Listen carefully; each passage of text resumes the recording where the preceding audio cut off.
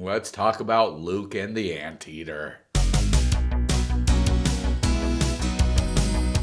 The Anteater shows up wrapped in bandages and oh my god, are you okay? What did you do?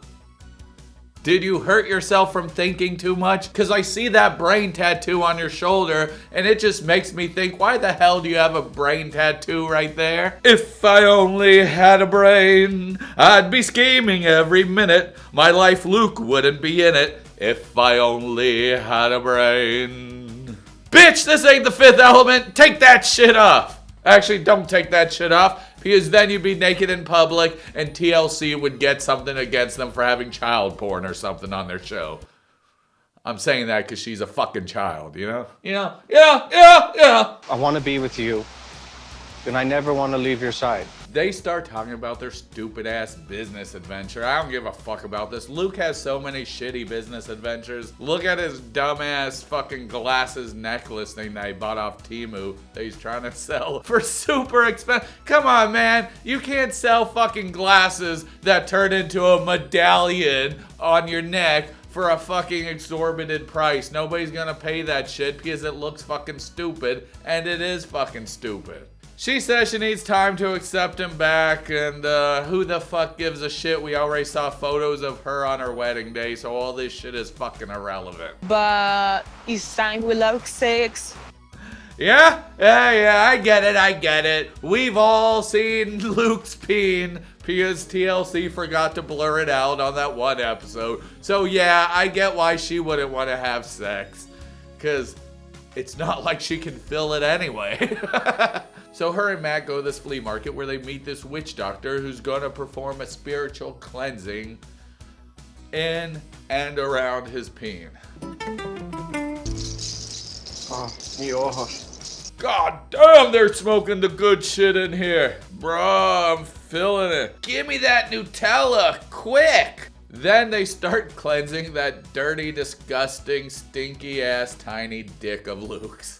Oh, this dick will never enter a vagina. It's actually a curse. This spiritual clean don't helping at all. Who would have thought that shit was a waste of time? I would have definitely thought it. You don't go to a spiritual cleanser, be like, look baby, everything's all better after getting cleansed. That's not the way it works. You have to fucking apologize deeply and sincerely. And I don't think he's that sorry that he fucking hung out with some strippers even though his fiance told him not to. He doesn't give a shit. Luke's peen will be as stinky as it ever was and will forever be stinky because he's a piece of shit.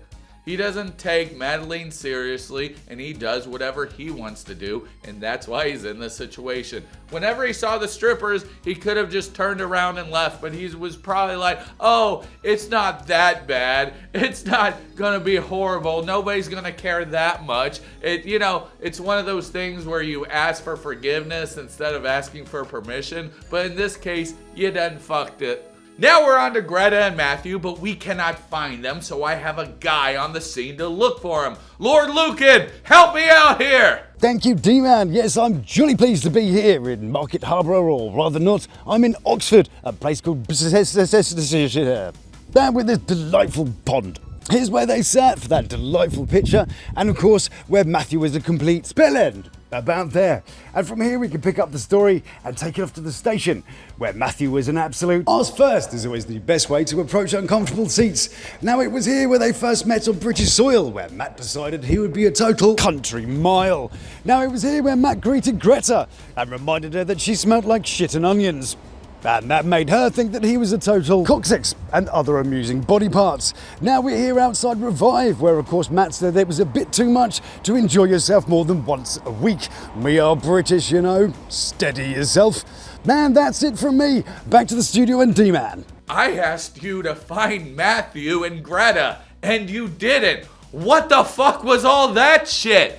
Yeah, it was cool, but where the fuck is Matthew and Greta? Now we're with the hair-fried lady and the pirate. The back of Johnny's car says Johnny the Real Pirate, just in case he forgot his name and profession.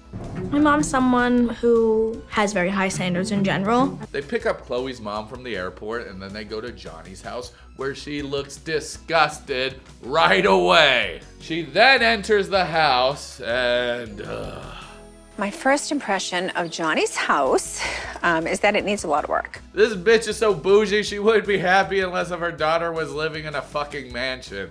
Come on, man, this isn't that bad. Would it be where I want my daughter to live? Absolutely not. So you have this idea already in your head, and it's obvious you're not gonna change your mind that easily. I hate it when people do this. It's like they think, oh, this is gonna be bad, and then they make it so that their whole entire stay is just fucking horrible and they think everything's bad. Like, of course it's bad. You fucking put that into your goddamn head, it's gonna suck. So everything's gonna meet your expectations. How do you take a cold shower? Well, to be fair, It's not that cold. They spend 5 minutes talking about the shower and the fucking cold water and how they don't have heat, and I'm not even fucking joking. They spend so much time in the bathroom all together. You know, I never spend so much family time in the fucking bathroom. That's weird. And they're just all like, oh, you don't get hot water? No, we don't get hot water, but it's fine because the pipes are outside and in the day it gets heated and you don't need hot water.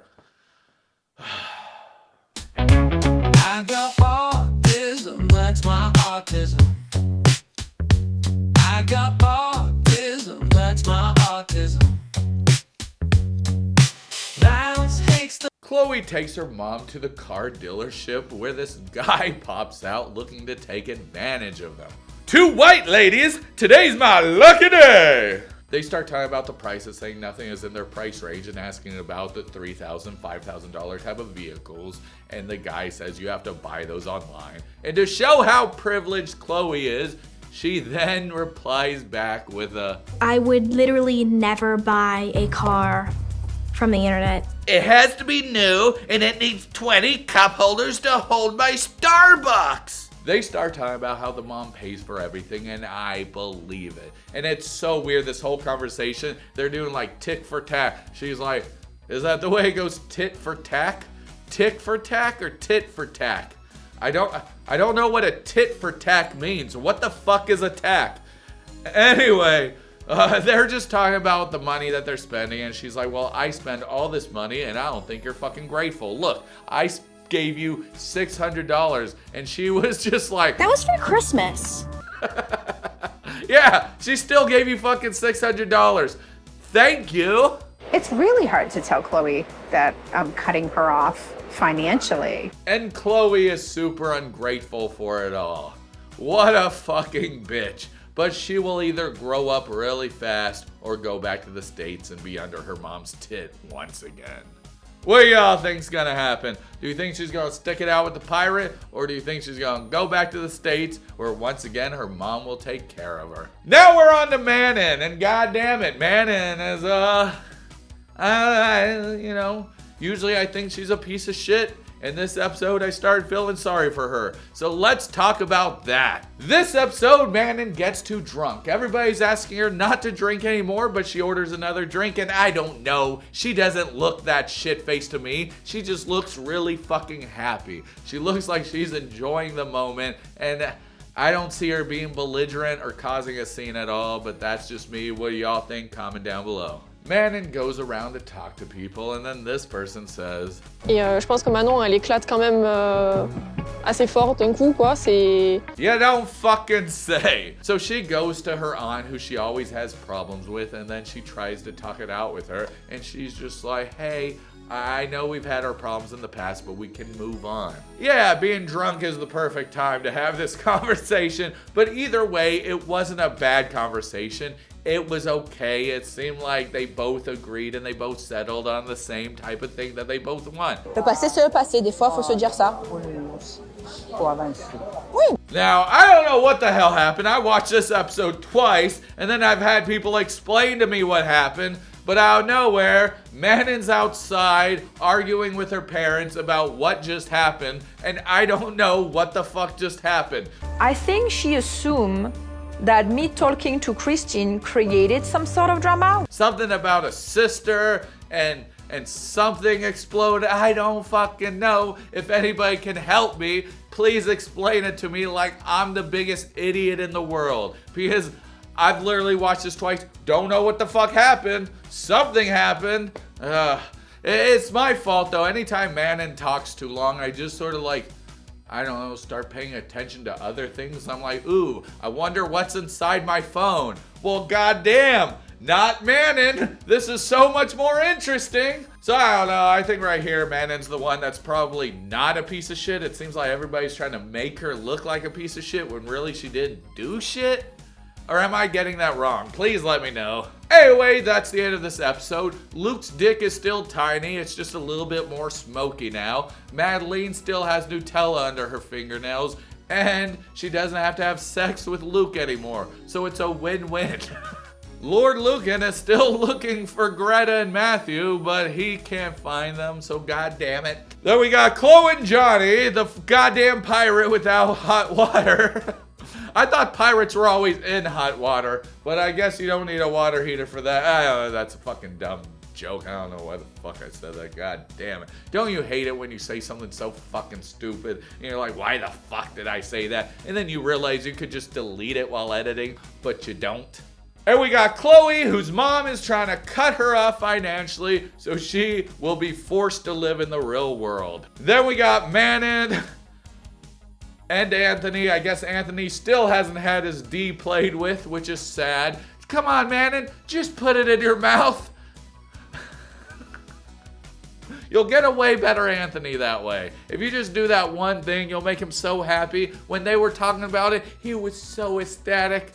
Oh, man, just fucking put that sausage in your goddamn mouth. You open up your mouth enough to bitch, you might as well open it a little for some, you know, some pee-pee. Not like literal pee-pee. I hope Anthony's not pissing in her mouth, but if he is, she deserves it probably. I don't know. I can't feel bad for her this episode. I think everybody looks at her like she's a fuck up, but really, maybe she's not.